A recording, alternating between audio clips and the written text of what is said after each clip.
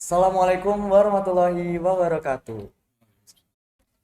Salam, Om Swastiastu, Namo Buddhaya Rahayu, dan salam kebajikan untuk kita semuanya. Hai Sobat Inakol, bagaimana nih kabarnya? Senang sekali rasanya kita bisa kembali nih memberikan perbincangan yang menarik untuk Sobat Inakol semua di podcast forum Selosoan SDG Center Universitas Brawijaya. Nah, Sobat Inakol, seperti biasa nih, kita sudah menghadirkan kakak-kakak narasumber yang sedang melaksanakan program penelitian nih. Dan juga penelitian dilakukan ini juga memberikan kontribusi terhadap pembangunan berkelanjutan. Nah, mungkin kakak-kakak bisa disapa sedikit teman-teman Inakol.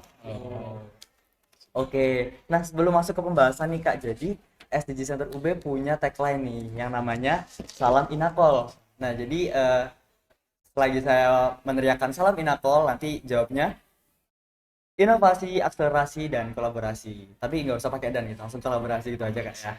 Oke, sudah siap Kak? Siap. Salam Inakol, inovasi, akselerasi, kolaborasi. Baik, luar biasa sekali. Nah, sebelum masuk ke pembahasan, mungkin kami persilakan dulu kakak-kakak untuk sedikit memperkenalkan diri ke teman-teman, mulai dari nama dan juga mungkin asal jurusan dan fakultasnya nih Kak. Sebelumnya aku Fajar. Di sini aku mahasiswa dari Departemen Sosiologi Universitas Brawijaya. Aku Gratio dari FISIP, jurusan Ilmu Pemerintahan. Oke, aku Rizal dari Sistem Informasi Fakultas Ilmu Komputer Universitas Brawijaya. Baik, jadi kita di sini sudah bersama dengan Kak Fajar, Kak Gratio, dan Kak Rizal nih ya. Baik Kak, mungkin langsung aja masuk ke pembahasan nih. Dengar-dengar Kakak melakukan program penelitian ke kawasan Taman Nasional Bromo Tengger Semeru nih Kak ya. Nah mungkin bisa langsung diceritain aja Kak ke teman-teman semua gimana sih latar belakang dari alasan memilih lokasinya dan juga kira-kira rancangan apa aja yang udah dipersiapkan. Oke. Jadi kalau hal yang melatar belakangi riset ini dilakukan, sebenarnya riset ini tuh berawal dari akhir tahun di tahun 2022 kemarin, hampir 1 tahun ya. Jadi ada sebuah mata kuliah di Departemen Sosiologi itu yang berkaitan dengan kegiatan praktikum di kawasan Taman Nasional Bromo Tengger Semeru. Nah, mulai dari kegiatan itu akhirnya aku tertarik mengembangkan lagi kira-kira dari problematika yang aku temukan di lapangan itu bisa diangkat sampai sedemikian apa sampai akhirnya terbentuklah tim riset ini yang sebelumnya juga aku mencari teman-teman tim riset ini sampai akhirnya kebentuk ada 5 orang sebenarnya tim riset ini tuh. Jadi kita ingin menggali sama mencari tahu bagaimana eksistensi masyarakat adat suku Tengger yang pada era modern ini tuh sedang berhadapan langsung dengan program pembangunan pemerintah. Itu program pembangunan KSPN atau Kawasan Strategis Pariwisata Nasional. Itu sih latar belakang singkatnya. Baik, dan juga kalau kita boleh tahu gimana sih Kak latar belakang dari terbentuknya rekan-rekan penelitian Kakak nih? Kayak mungkin apakah teman sebelumnya atau udah kenal itu? Oke, kalau dibilang teman sih sebelumnya kita masih belum saling mengenal ya. Ada beberapa yang udah saling mengenal, tapi karena di sini kita dari berbagai rumpun bidang keilmuan, tadi ada yang dari ilmu pemerintahan, terus ada yang dari sistem informasi. Kita beda background. Awalnya itu ada sebuah apa ya, bisa dibilang tuh kayak wadah. Ini dari salah satu UKM-nya di UB yang memfasilitasi teman-teman yang ingin melakukan riset. Jadi dari wadah UKM itu akhirnya terbentuk tim ini sampai aku menemukan tim dari Vilkom ini. Seperti itu sih. Baik, jadi itu tadi mungkin di latar belakang dari terbentuknya kelompok kerja Kakak nih. Nah mungkin selanjutnya juga kita bakal nanya-nanya nih soal gimana sih Kak tahapan dalam melaksanakan riset Kakak nih di Taman Nasional Bromo Tengger Semeru. Mungkin bisa di-sharing nih ke Sobat Inakol semua. Oke, mungkin untuk tahapannya sendiri sebenarnya itu mulai dari bulan Maret apa ya, Maret April gitu. Nah, itu kita pertama kan beda kelas dan juga maksudnya beda fakultas, beda angkatan. Terus kita juga apa namanya? Pertama tuh menyatukan ide dulu. Apakah cocok nggak sih ide ini tuh diterapkan dan juga dilaksanakan gitu? Karena terutama aku backgroundnya sistem informasi dari Filkom gitu dan rumpun rumpun sosial humaniora kan merupakan hal yang baru ya di Saintek gitu. Terus untungnya aku tahun kemarin juga pernah ikut di sosial humaniora. Jadi kita untuk pertama akhirnya untuk penyatuan ide itu aman gitu. Terus akhirnya untuk selanjutnya tahapan yang kita lakukan yaitu penyatuan ide, bikin kerangka konseptualnya kayak gimana, nanti alurnya untuk penelitian ini kayak gimana. Terus kita menentukan tuh desa mana sih yang sebenarnya kita cocok untuk ambil respondennya dan juga narasumbernya gitu. Nah, setelah kita diskusi panjang lebar untuk penyusunan proposalnya sebelum disubmit ke Dikti itu, kita disubmit dulu ke proposal UB, dan alhamdulillahnya di proposal UB kita lolos, terus kita submit ke proposal Dikti, dan alhamdulillahnya juga kita dapat pendanaan. Nah, setelah dapat pendanaan sendiri, kita susun tuh anggarannya dan juga timeline kegiatannya. Dan di mana titik kita bisa langsung observasi itu di bulan Juli, mulai Juli September lah. Nah, Juli September itu kita datang tuh ke desanya. Desa yang pertama itu di Desa Ranupani. Desa Ranupani itu desanya udah tergolong maju ya, karena emang masyarakatnya sendiri itu heterogen, yang dimana banyak masyarakat pendatang yang mengembangkan wisata di sana. Jadi itu merupakan juga objek penelitian kami, kok bisa ya sebenarnya masyarakat adat yang ada di Tengger itu kok berubah gitu. Dan akhirnya kita menemukan hal-hal yang baru yang menjadikan kita tuh lebih lebih pengen tahu nih, kok bisa apa sih yang melandasi mereka tuh berubah segmentasinya yang dari homogen yang masyarakat adat kental jadi masyarakat heterogen. Nah, setelah itu singkat waktu kita juga ditemani oleh dosen-dosen FISIP yang dimana itu juga ngebantu kita untuk oh ini loh caranya secara akademis peneliti itu kayak gimana di situ. Setelah akhirnya praobservasi itu dimulai, kita dapat tuh secara umum oh ternyata di masyarakat ini tuh kayak gini. Terus akhirnya kita tidak cukup puas di daerah satu itu aja, kita juga menentukan lain di desanya, yaitu di Desa Ngadisari, yang dimana desa itu masih kental banget dengan budaya, terutama di budaya masyarakat adat suku Tengger sendiri. Dan setelah kita tahu bahwa desa itu masih cocok dan juga relevan dengan objek penelitian kita akhirnya ngambil di desa itu dan kita laksanakan pertama itu di Desa Ranupani yang awal itu selama kurang lebih 3-4 hari untuk penelitian pertama. Jadi kita tuh observasi secara langsung tuh berlangsung 4-5 kali. Nah, yang pertama 3-4 kali, 3-4 hari. Habis itu kita dapat data, kita olah di sana, dan setelah kita olah masih belum cukup di situ. Kita pindah desa, yaitu di Desa Ngadisari yang dimana itu masih kental dengan budaya itu. Dan akhirnya di sana kita menemukan hal yang dimana itu menjadi ketertarikan kita. Oh, ternyata tuh memang sangat menarik ya penelitian itu dilakukan. Akhirnya ya setelah itu kita analisis datanya, kita susun tuh hasil dan kesimpulannya gimana gitu. Mungkin kurang lebih seperti itu untuk tahapan observasi dan penelitiannya. Untuk kompetisinya nanti mungkin bisa dipesan. Baik, luar biasa sekali, mungkin bisa kita kasih tepuk tangan untuk kakak yang udah sharing nih. Nah, jadi Sobat Inako setelah tahu step-step dan juga tahapan dari riset yang dilakukan oleh kakak-kakak ini, jadi makin penasaran nggak sih kira-kira hasil apa aja nih yang udah didapat dari kegiatan riset yang udah dilakuin kakak-kakak semua. Nah, mungkin kakak bisa sharing ke teman-teman Inako, kira-kira apa aja sih hasil yang udah ditemukan? Hasil dari penelitian kita sendiri, kita membandingkan dua desa tersebut ya. Jadi kita melihat modal sosial pengaruhnya terhadap eksistensi. Yang pertama kita melihat budayanya, tradisinya, yaitu Yatnya Kasada. Penelitian sebenarnya itu sebagai modal sosial masyarakat dalam menjaga tatanan sosial mereka seperti itu. Jadi yang pertama untuk Desa Ranupani sendiri, kita melihat bahwa eksistensi Yatnya Kasada sebagai modal sosialnya tergolong dalam tingkatan sedang seperti itu. Selanjutnya untuk makanya pengaruhnya kepada tatanan sosialnya juga dalam tingkatan sedang seperti itu. Sedangkan ketika kita berpindah ke Desa Ngadisari yang lebih homogen penduduknya, itu kita mendapatkan data bahwa di sana untuk modal sosialnya sendiri masih dalam tataran kuat. Sedangkan hal itu juga berkelindan dengan tatanan sosial yang memang masih kuat juga seperti itu. Nah, dari situ kita tahu bahwa memang masih eksis Yatnya Kasada tersebut sebagai modal sosial masyarakat di suku Tengger, tapi ada kemungkinan lama-kelamaan kalau tidak dijaga tatanan sosial tersebut akan tergerus dengan adanya pembangunan. Mungkin aku mau nambahin dikit ya. Baik. Sebelum melangkah ke hasil itu sebenarnya kan kenapa sih kita ngambil masyarakat adat suku Tengger dan juga apa sih judulnya yang kita ambil dari situ. Dari latar belakangnya kan tadi sudah disebutkan. Fajar dari sosiologi mempunyai keinginan untuk meneliti lebih jauh tentang gimana sih sebenarnya modal sosial yang ada di sini. Terus kenapa kita ngambil di masyarakat adat suku Tengger? Yang salah satunya itu tercantum di program pembangunan dan peraturan pemerintah nomor 50 tahun 2011. Nah, itu tentang pembangunan kawasan strategis pariwisata. Nah, salah satunya sendiri yaitu Bromo Tengger Semeru. Dan itu menjadi objek penelitian kita yang pertama karena kawasan tersebut tuh dekat dengan UB, terutama dengan Malang sendiri. Terus salah satunya juga KSPN ini kan banyak nih program pemerintah yang ada di Indonesia, terutama mungkin ada kurang lebih 10.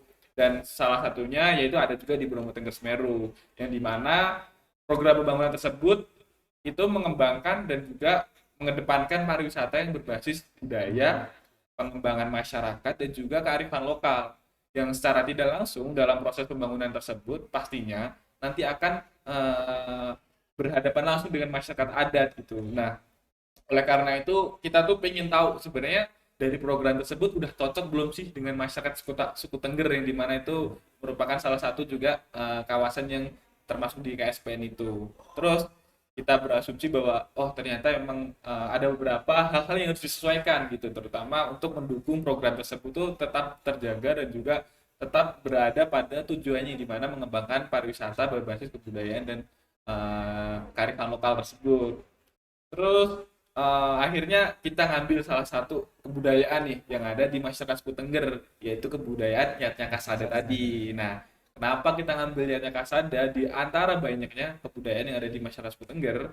Karena Yatnya Kasada ini dia tuh melibatkan seluruh masyarakat adat suku Tengger, dan juga itu sebagai wujud bersyukurnya mereka masyarakat adat suku Tengger terhadap Sang Hyang Widi, yaitu Tuhannya mereka yang dipercaya gitu. Jadi mereka tuh dalam satu hari, yaitu di hari Yatnya Kasada itu semuanya berkumpul di daerah Gunung Bromo untuk memberikan rasa syukurnya mereka melalui ongkek. Nah, ongkek itu apa? Mungkin bisa jelasin saja. Oke. Jadi tadi udah dijelasin secara rinci ya mengenai latar belakangnya tim ini itu terbentuk. Kita ingin menggali bagaimana modal sosialnya masyarakat adat suku Tengger.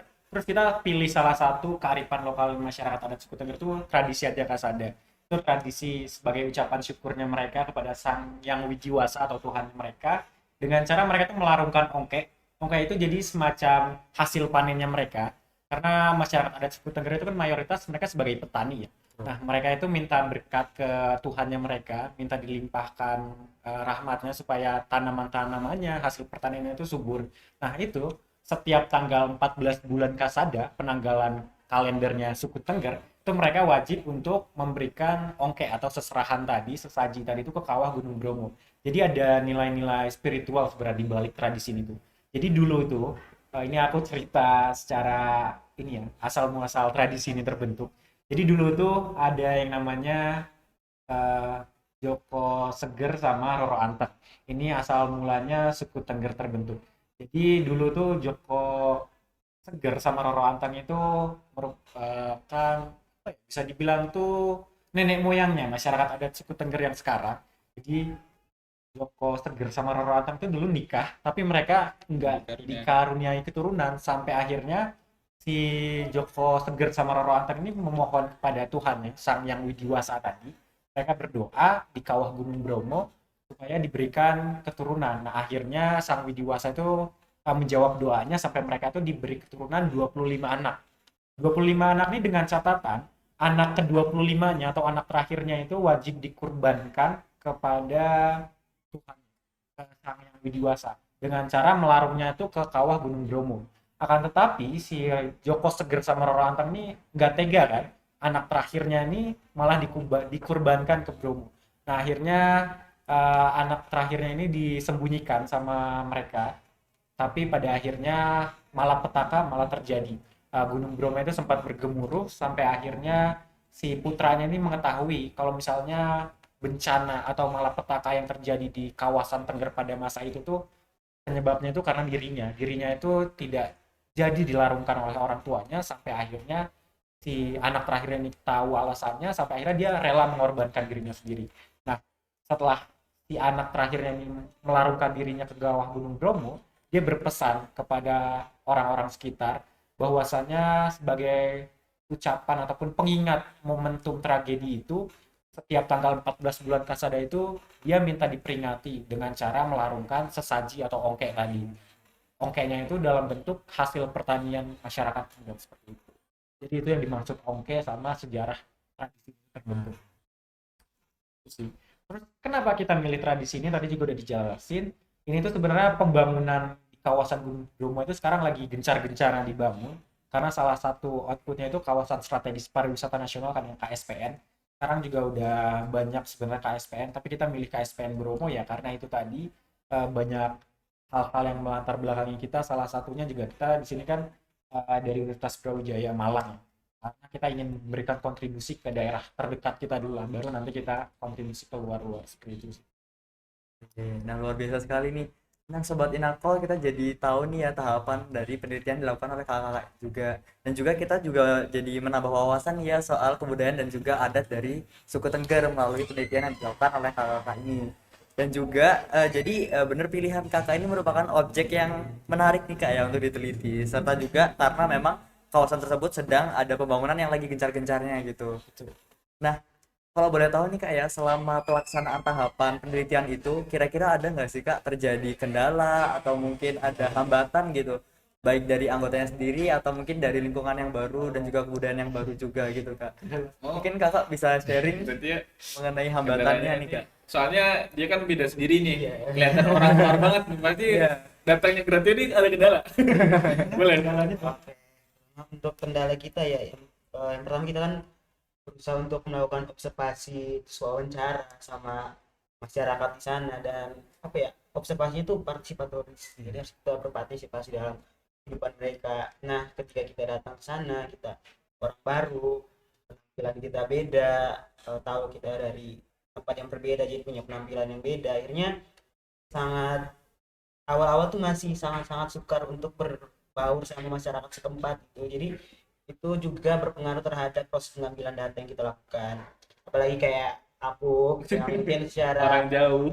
fisik tuh jauh jadi kayak ngerasa kayak cara orang memandang aku tuh kayak beda banget gitu. Jadi sempat insecure dan segala macamnya gitu.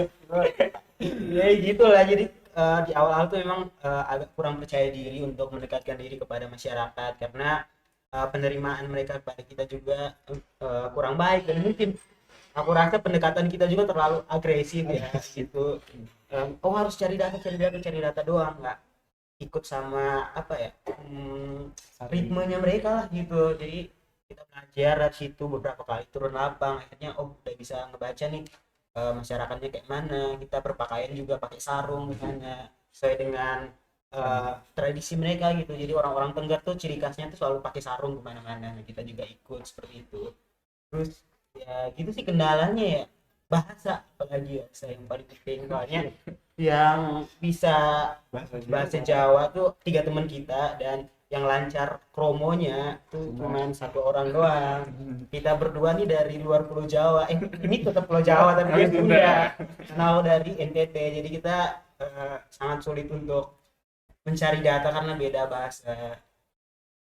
Jadi kita kayak pas mencari data lihat dulu nih orangnya kira-kira bisa bahasa Indonesia kita nebak-nebak dulu gitu baru datengin orang-orangnya gitu sih. Nah, jadi upaya untuk menyesuaikan juga jadi tantangan tersendiri nih kak ya bagi kakak selama melakukan penelitian di Taman Nasional Bromo Tengger Semeru.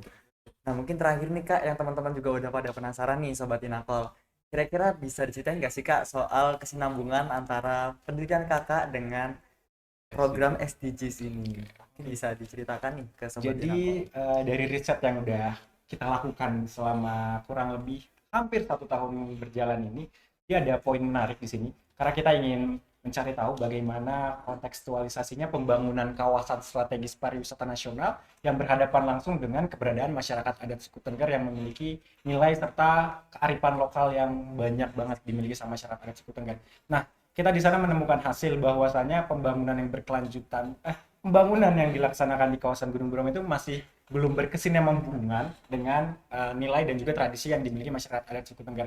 Nah, maka dari itu salah satu output yang diberikan dari riset itu kita merancang yang namanya model pembangunan berdasarkan kearifan lokal masyarakat adat suku Tengger melalui tradisi Atia Kasada tadi. Nah, ini sudah kita submit dan juga kita teruskan kepada pihak-pihak terkait. Salah satunya itu Kementerian Pekerjaan Umum dan Perumahan Rakyat, Kementerian PUPR. Terus kita juga kemarin sempat submit policy brief ke Balai Besar Taman Nasional Bromo Tengger Semeru, Kementerian Pariwisata dan Ekonomi Kreatif ini sebagai bahan atau rekomendasi untuk menyelaraskan pembangunan yang sedang digencar-gencarkannya di kawasan Taman Nasional Bromo Tengger Semeru dengan nilai-nilai dan juga kearifan lokal yang dimiliki masyarakat adat. Ini tentunya berkaitan dengan poin pembangunan berkelanjutan di poin SDGs. Nah, maka dari itu riset kita ini juga berkontribusi banyak dalam membentuk pembangunan yang berkelanjutan. Ini juga nanti bisa diadopsi di pembangunan-pembangunan lain. Nggak terkecuali cuma di pembangunan yang dijalankan di kawasan Bromo Tengger Semeru kan. Karena banyak masyarakat adat juga yang menjadi sasaran pembangunan KSPN sekarang. Contohnya tuh tadi udah di-mention ada KSPN di Lombok ya. Nah, makanya mungkin output dari kita ataupun luaran hasil riset kita ini bisa dijadikan rekomendasi untuk melakukan pembangunan KSPN di kawasan-kawasan lain. Nggak cuma di Tengger aja. Nah, selanjutnya nih Kak, teman-teman Sobat Inapal juga penasaran nih, kira-kira selama penelitian apakah ada hal menarik nih atau pengalaman baru yang Kakak temui selama penelitian gitu. Mungkin Kakak-kakak bisa masing-masing cerita ini Kak, hal menariknya nih. Boleh. Mungkin dari siapa dulu? Aku dulu ya. Oke, karena tadi udah sebutin bahwa aku tuh yang paling bisa bahasa di sana dan juga bahasa Kromo kan karena kita juga ngobrolnya tuh nggak cuma masyarakat yang dimana umumnya sesama kayak kita, tapi kita juga ke Romo Dukun nih, dimana Romo Dukun ini merupakan pemangku adat yang ada di sana di setiap desa. Terus juga kayak masyarakat pada umumnya kayak sesepuh ya, terus juga ada perangkat desa gitu juga kita harus menyesuaikan bahasa. Ada pengalaman menarik. Yang pertama itu mungkin terkait kebudayaan. Dulu kalau misalkan kita di tempat umum tuh kita mau namu itu kan kita nyopot alas kaki ya. Betul. Nah, dan kita namunya itu bukan di ruang tamu tapi di dapur. Itu menariknya di sana. Kenapa di dapur? Karena di dapur tuh masyarakat adat suku Tengger tuh menyiapkan kayak api unggun yang pawon gitu ibaratnya di situ.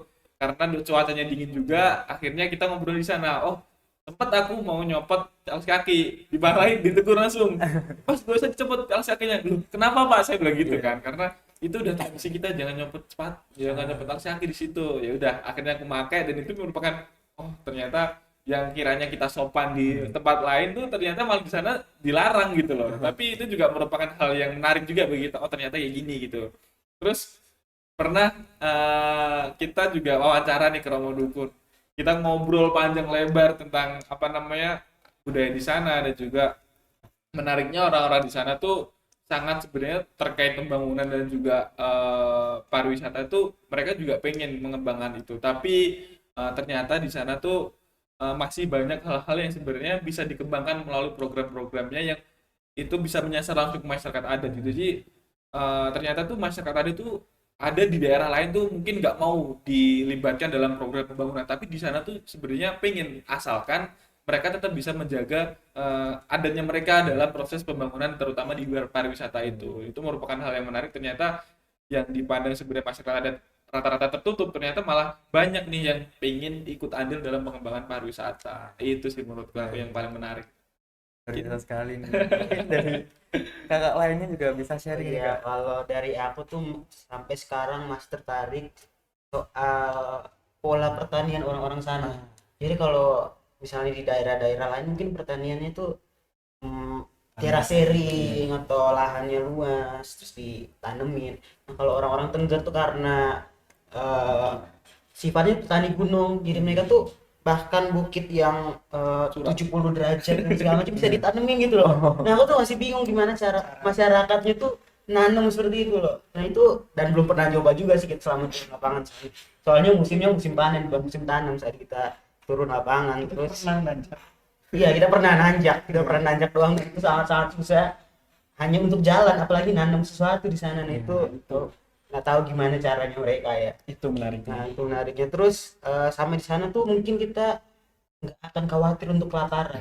Bener, karena kita jalan selingkuh diajak masuk ke dapur mereka. Iya. Itu langsung disajikan makan dan segala macam gitu. Seramah Minum itu. teh dari situ sangat-sangat jarang kita minum air putih, banyak kali kita minum teh. Karena saking dinginnya ya udara di sana. Terus juga di sana tuh dari makanan kita datangnya juga pernah ikut karo ya. Karo. Kalau karo tuh istilahnya kalau di Islam tuh selamatan untuk Idul Fitri ya. Iya, Mirip kayak iya. gitu. Jadi di sana tuh setiap wajib ketika masuk rumah orang harus makan, nggak boleh nggak makan. Nggak Jadi boleh nggak kita- makan. terus kita ke sana, pokoknya sedikit tapi harus Iya. makan gitu. Karena semua rumah yang kita datang itu wajib makan Wajib gitu ya. makan. Terus kita ikut nyadran. Nyadran tuh puncak hari raya Karo di sana. Jadi kita jalan dari pura, Dukun. iya sanggarnya. Sanggar tuh tempat Padepokan ibadahnya. lah kalau ibaratnya. Iya, sanggarnya. Tempat ibadahnya orang Tengger. Dan itu dipimpin oleh dukun. Jadi dukun tuh pemimpin adat di Tengger. Jadi mereka jalan dari sanggarnya ke pemakaman. Nah, di pemakaman kayak nabur bunga, terus dipercikin air, pokoknya dari wadah suci seperti itu, airnya air suci juga. Jadi itu sih menarik sih, masih kayak pola pertaniannya, terus kultur masyarakatnya juga menarik. Luar biasa sekali. Jadi orang-orang dari suku Tengger ini selain masih kental dengan budayanya ya Kak, tapi juga cukup welcome dan sangat welcome malah ya dengan pendatang-pendatang ini. Dan juga mungkin dari Kak Fajar bisa sharing juga nih Kak. Kalau aku hal menarik di sana tadi sih masih masih tentang kebudayaan di sana. Jadi di sana itu kan di setiap rumah masyarakat suku Tengger tuh ada keran di luar ya. Nah, kalau di sini kan kita kalau misalnya kaki kita kotor habis dari ladang, habis jalan-jalan, habis cari data, ingin cuci kaki atau cuci tangan di keran. Nah, tapi di sana tuh ada satu pantangan yang mana kita nggak boleh cuci tangan atau cuci kaki itu langsung dari air keran yang ada di luar rumah mereka. Mereka berdalih air yang ada di keran itu di luar rumah mereka itu langsung dari air pegunungan atau air sucinya mereka.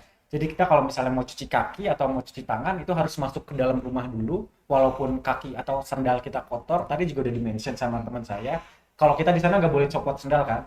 Nah, aku waktu itu mau cuci kaki karena sandalku kotor kan itu di luar. Itu ada keran, tapi di sana ada himbauan kita nggak boleh asal cuci kaki sembarangan di sana karena itu air suci dari mata air pegunungan langsung katanya. Jadi kita harus masuk ke dalam dulu, walaupun sandal kita kotor tetap masuk ke dalam, baru cuci kakinya itu di sumur di dalam rumahnya mereka. Itu menarik sih bagiku.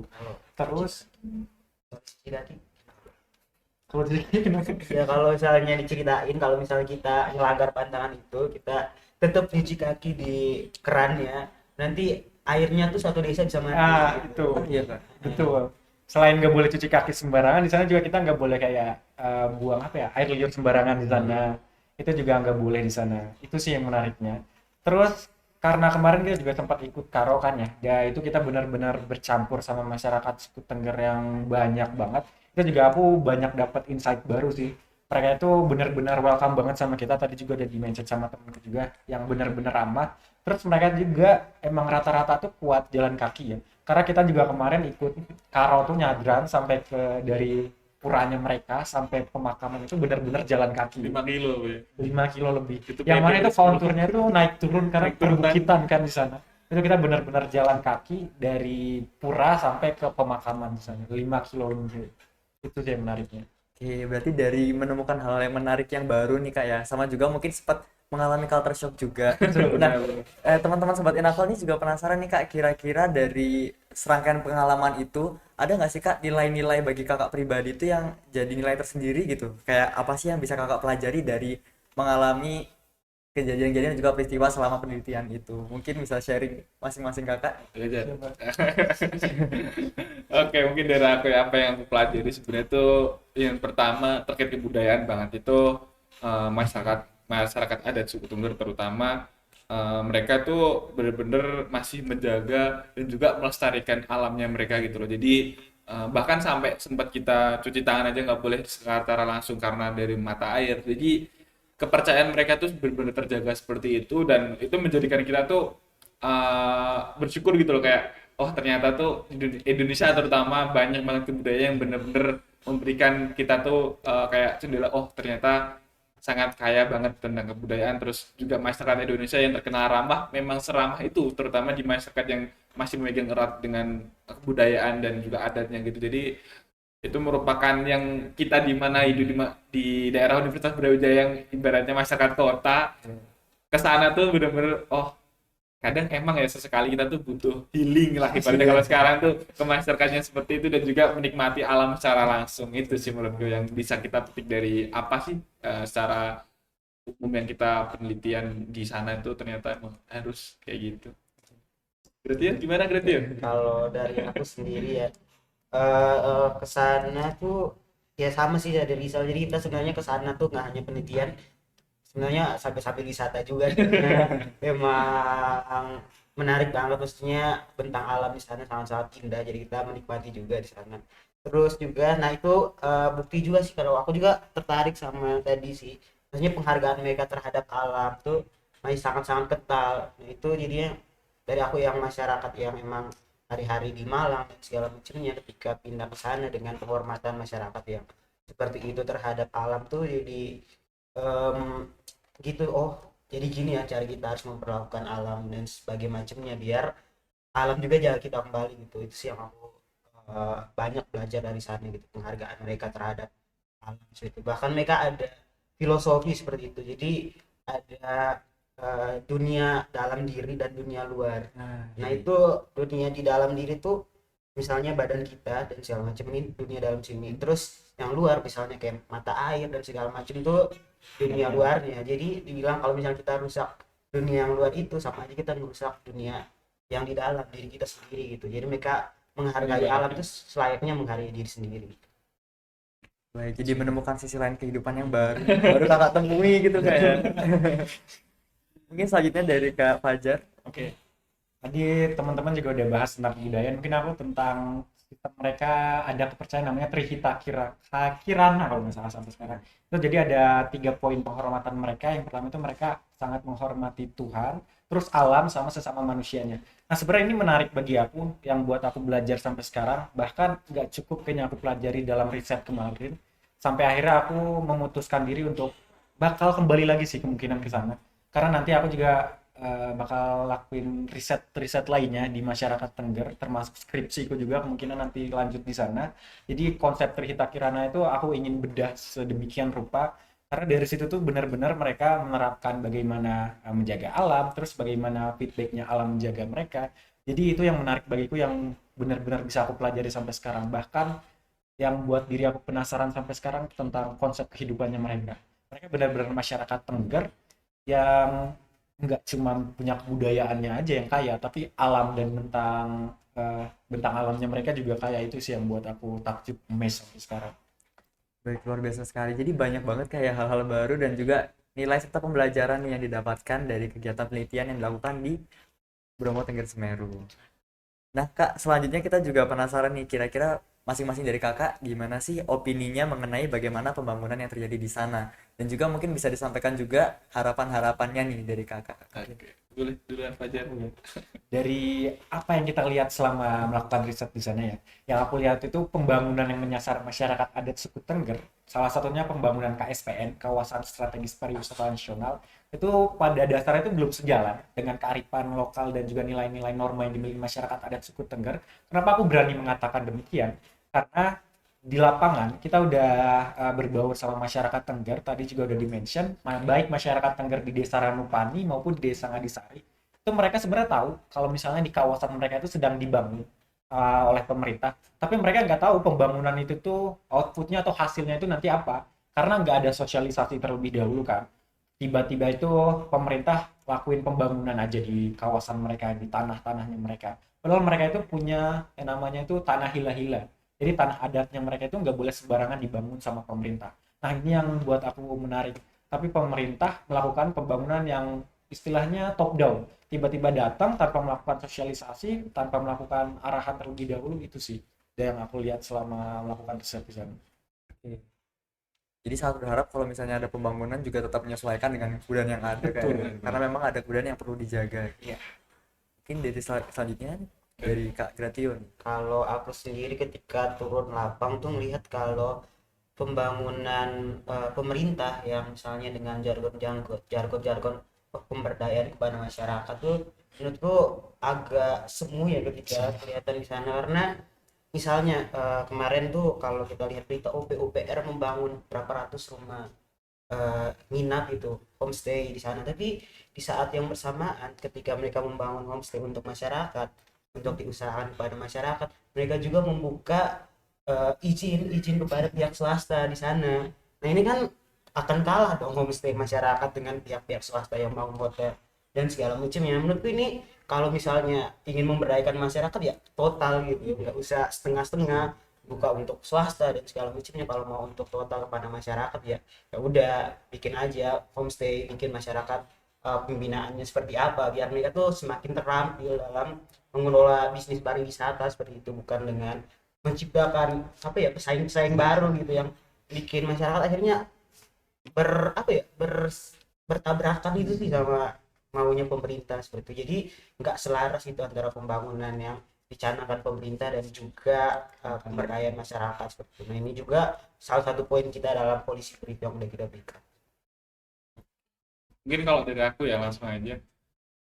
Mau gabungin sih antara Fajar dan juga Gratio, dan sebagai orang mahasiswa biasa nih melihat pembangunan yang ada di sana tuh sebenarnya kita orang-orang yang ibaratnya kuliah terus atau misalkan teman-teman mahasiswa yang pemuda-pemuda ini butuh kan ya namanya healing gitu kan. Nah, sebenarnya pembangunan kayak gitu tuh bagus banget, terutama diterapkan di masyarakat adat, di mana kita tuh kan ya sering seneng banget dengan wisata yang bertemakan alam gitu gitu. Nah, sedangkan kalau misalkan dari yang kita lihat penerapan juga pelaksanaannya sendiri masih belum selaras, ya gimana kita bisa mendukung sepenuhnya terutama dari instrumen-instrumen seperti subjek dari masyarakat sendiri, terus pemerintah sendiri, kalau tidak digabungkan secara langsung dan juga menyasar dengan tujuan yang sudah ditentukan di peraturan tadi, itu akan cepat atau lambat akan ya tidak bakal berkembang secara benar juga maksimal gitu loh. Sebaliknya kalau misalkan kita tahu dari perspektif yang sebenarnya masyarakat atau teman-teman ini minat loh terhadap pembangunan yang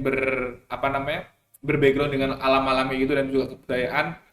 Terus kalau misalkan peraturan itu dan juga segmentasinya diterapkan secara benar, pasti pembangunan itu akan berjalan maksimal dan juga kita sebagai masyarakat biasa akan turut andil untuk meningkatkan perekonomian melalui kita berpariwisata di sana gitu. Jadi menurutku untuk proses pembangunannya ya secara simpel dan secara umum yang kita sebagai orang awam ya udah selarasin aja dulu dengan tujuan dan juga penerapannya kepada masyarakat adat, karena masyarakat adat pun juga mereka nggak mungkin dong dengan adanya kemajuan terutama perekonomian teknologi mereka akan tetap dengan kebudayaan mereka. Pasti ada pembeda yang dimana kebudayaan tetap jalan, kemajuan tidak jalan, dan gimana masyarakat adat itu difasilitasi untuk prosesnya ini dua-duanya jalan gitu loh. Nah maka dari itu untuk program pemerintah yang sebenarnya udah tercantum dalam peraturan itu udah cocok dan udah bener, tapi dalam proses penerapannya aja mungkin kurang konsolidasi atau yang dimana bisa dikatakan dikuatkan dulu untuk proses kolaborasinya agar terciptanya sebuah pariwisata dan juga pembangunan yang berbasis adat yang sesuai dengan peraturan gitu. Mungkin itu aja. Jadi masing-masing dari kakak ini sangat berharap ya dengan penerapannya tuh bisa jadi lebih maksimal gitu dalam pembangunan yang selaras antara tujuan dari pemerintah dan juga kebutuhan dari warga setempat. Benar. Baik, luar biasa sekali nih harapan dan juga opini kakak-kakak mengenai pembangunan yang ada di kawasan Bromo Tengger Semeru. Baik, luar biasa sekali nih pembahasan dari kakak-kakak yang setelah melakukan penelitian nih kak ya. Jadi kita tetap untuk mendukung pembangunan berkelanjutan namun juga dengan menyesuaikan nilai kebudayaan yang masih perlu dijaga gitu kayak. Baik, luar biasa sekali, mungkin bisa kita berikan tepuk tangan untuk kakak-kakak yang udah sharing nih ke Sobat Inakol semua. Nah, Sobat Inakol terima kasih banyak sudah menyaksikan dan juga mendengarkan podcast dari podcast Forum Selosoan SDG Center Universitas Brawijaya. Ini kepada kakak-kakak saya ucapkan sekali lagi terima kasih banyak karena sudah menyempatkan waktunya nih untuk sharing ke Sobat Inakol. Nah, kurang lebih sekian dari kami dan juga mohon maaf apabila ada salah kata. Terima kasih banyak sudah mendengarkan podcast Selosoan SDG Center Universitas Brawijaya. Wassalamualaikum warahmatullahi wabarakatuh. Waalaikumsalam. Mungkin kita bisa jargon dulu nih ya kak ya. Salam Inakol, inovasi, akselerasi, kolaborasi.